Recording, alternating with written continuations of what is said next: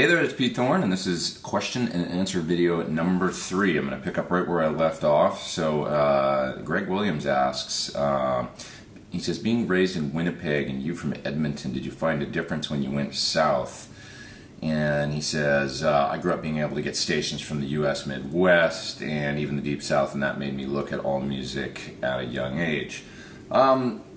Yeah, I guess so. I mean, moving to LA really transformed my idea of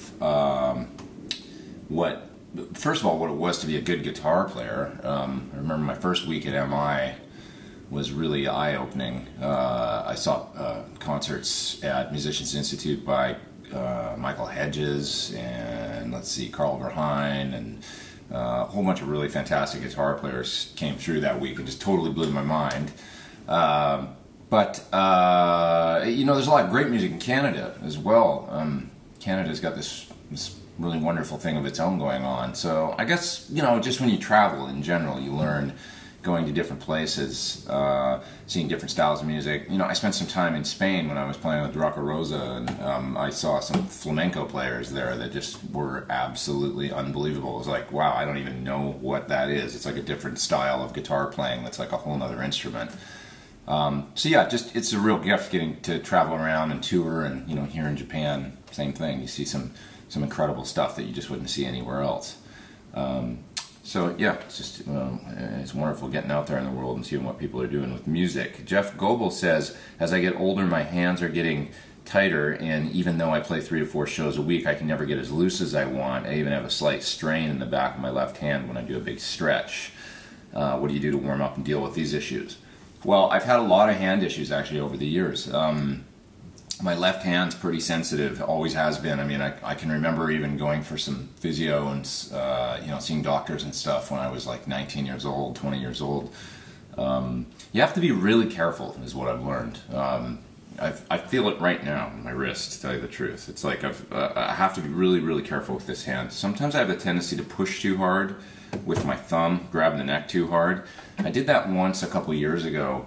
I was preparing to play some original songs at the Sir Party at the NAMM show, and I remember practicing really hard. And there was a certain thing I would do where when I did this one stretch, I'd, you know, feel some strange sensation in my hand. And one day I felt this pop in my wrist, and that was bad. And I swear it took, it was kind of painful, and then it, you know, sort of like a, you know, probably like a nerve or tendon thing or something going on there. I had a doctor look at it, but they were like, oh, I don't know, just rest it, you know. But anyway, it didn't feel normal for about probably 9 months, I would say. So it takes a really, really long time to come back if you strain something or injure it, and probably more so the older you get. So I just try and be really careful these days. My friend John Button, bass player in the band I'm in right now, he does these stretches where he puts his, before he plays, he puts his hand against a wall, and he stretches his arm like that, and kind of does that. And then I know you can kind of do things where you go the other way and stretch like this, and kind of, you know, really, really carefully, but, you know, kind of stretching the tendons in your arm and whatnot, and maybe just doing this kind of thing pre-playing, and just trying to kind of warm up. I remember the John Petrucci instructional video, the first one. He does a lot of that stuff in there too. He's got some good warm-up exercises and some really good stretches and stuff like that. So coming from a technical player like that, very technically proficient, that's probably a good thing to check out. But the main thing is just go slow and use, you know, if you've got any kind of tension or strain going on, just be really careful, and, you know, practice maybe those things slowly. And if there's a way you can hold the guitar in a more comfortable fashion than you are, like maybe raise your strap a little bit, you know, if you're standing up, or the way that you're sitting holding the guitar. Sometimes I find it's more comfortable to hold the guitar like on my left leg, like a classical player would. I do that a lot when I'm cutting tracks in the studio and stuff. Put it on this leg, and, you know, instantly seems to relieve a lot of that kind of angle that your wrist is at. Ben Grace says, how do chords affect my note choices and lead lines? He'd like to see a video with me discussing and demoing the importance of the chords under the lead lines I'm playing and how they can influence what the lead does. Well, chord tones totally influence my leads and melodies. You know, it's a really good it's a really good idea to have a good handle on, you know, whenever you're playing a chord progression, the notes of those chords, and as you're playing a melody or solo on top of it, you know, you're thinking about that, and you're aware of where those key chord tones are on the neck. And so let's take a simple example, like an A blues, for example. The one chord would be an A7. Okay. Notes of an A7 chord are the root, the third, the fifth, and the seventh. That's A, C sharp, E, and G. Now, playing those notes separately like that, not as a chord, but one at a time, that's called playing an arpeggio. And learning arpeggio shapes, hopefully all over the neck eventually for the chords that you know, that'd be a really good thing that I would suggest doing. But let's just take it within one position right now. I'll play an A7 arpeggio in 2 octaves.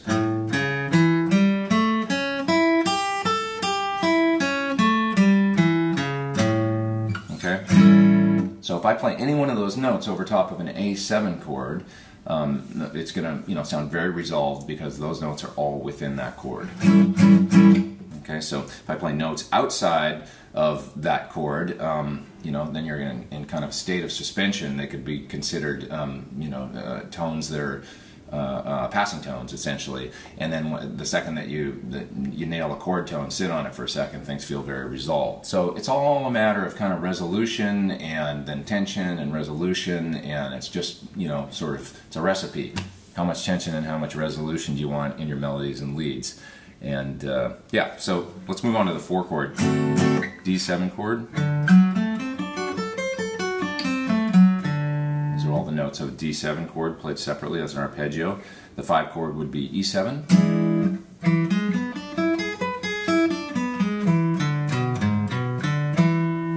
Okay, back to A. Okay, so learning some simple arpeggio shapes and whatnot, and getting a handle on the chord tones of any chord progression that you're going to solo over, I think is really important. Okay, let's move on. Let's see. Somebody says, Larita says, stainless steel frets, do they sound harsh to me? Do they really feel that different to nickel? Yeah, they do feel different. Do they sound harsh? They have this little sort of metallic ping to the note. That's what I've found. Now, whether or not you can hear that through an amp, I don't know, the jury's out. I kind of think that on vintage guitars and guitars that already have nickel frets that you like the tone of, I would just stick with the traditional frets on those guitars. Now, I have stainless steel on many of the newer guitars that I have, and on some of my Sur guitars and whatnot have them, and I really love them on those guitars, and I don't think about it at all. But I did put stainless steel frets in a Les Paul once, and it kind of bothered me. I had them, had a fret job done and had the frets replaced with stainless steel, and I don't know, the guitar just wasn't really quite the same after that. And so I would say that if you're happy with an instrument and you want to get a refret, just go with what you had before, maybe, as far as the fret material goes. Maybe don't switch to stainless steel, because it might change the sound and in a way that that bothers you. Like I say, I don't know if I can hear it through an amp, but I could hear it acoustically, and it always kind of bothered me a little bit, this little bit of a pingy thing. Don't even think about it or give it a second thought when I play one of my Sur guitars that has them, and it came with them originally. So that's my answer there. Coffee time. Let's see. He also asks, roasted woods, different, better sustain, roasted body, does it do anything? I have one guitar that John Sur made me with a roasted alder body. That guitar sounds great. It's the white one that I've been playing in videos lately and whatnot. White Sur Classic. It sounds really cool. I don't know if it is more resonant, but it definitely, that's a really good sounding guitar. Roasted neck, the biggest advantage that I've found is they're super stable. Less truss rod adjustments and whatnot is what I found, and they don't twist and they don't warp. I've never had a roasted neck go squirrely on me. They just kind of seem very stable, so that seems to be a real asset. And yeah, all the guitars I've tried with roasted necks do sound good. So let's see. Juan Fernandez says he's going to Ochanomizu. Can I recommend a good pedal store?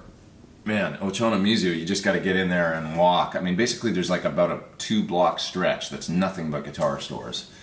This is it for people that don't know. Ochanomizu is an amazing guitar shopping district in Tokyo. Really incredible. If you ever visit Tokyo, go check it out. But yeah, you'll find it. You know, you get out of the train station and you basically kind of cross the street and you're there. And yeah, just walk and enjoy for a couple hours, and you'll find about a gazillion guitar pedals and guitars and amplifiers, and it'll keep you busy. Eric Coltes says, how do I remove mud from a tone without getting ice pick shrill? That is, what frequencies in an EQ would help that? Well, I find that the thing that makes things ice picky or shrill is actually when you boost frequencies. But if you cut frequencies, you're not likely to feel like you can thin a tone out, but it won't get like shrill or ice picky. So you have to be careful with how much you cut. But yeah, generally if a tone is too muddy, it's a good thing to reduce bass or reduce low mids before you go boosting treble to try and get a less muddy tone. The frequencies, guitar lows and low mids go anywhere from, well, lows are 80 hertz, 100 hertz, 120 hertz, that kind of thing. I find cutting around 190 or 200 can help to reduce bass, but without thinning the tone out too much, if that makes sense, because it leaves, if you don't want to kind of touch that 100 hertz range too much, I find. But if you cut down around 190 or something like that, it can reduce a little bit of muddy bass. Also, steeply cutting off below like 70 is fine, because unless you're playing like a 7-string guitar and doing metal or something like that, you can pretty much lop off everything below 70 and you're not going to miss it. It's just going to clean up low murky mud. Cutting low mids around anywhere from like 250 to 400 or 500, something like that, can help to kind of clarify things with guitar tones, I find. So you can try that within a digital audio workstation. It's a good thing to just like boost, say, around 250, and then just kind of sweep that band, and you can listen, you can hear those frequencies. And yeah, generally that's how I do it when I'm mixing. I'll like boost a frequency if something's offending me, but I'm not exactly sure what it is. I'll boost it up and listen for it to get really offensive, and kind of slide it around and find that frequency and hone in on it, and then I'll just cut after that. So that's how I do that. Let me see here. If I had to choose between World Peace or a 59 Les Paul, what type of strings would I use on it? Says Dave. Well, we could reference Louis C.K. and say, like, he plays this game called Of Course, but Maybe.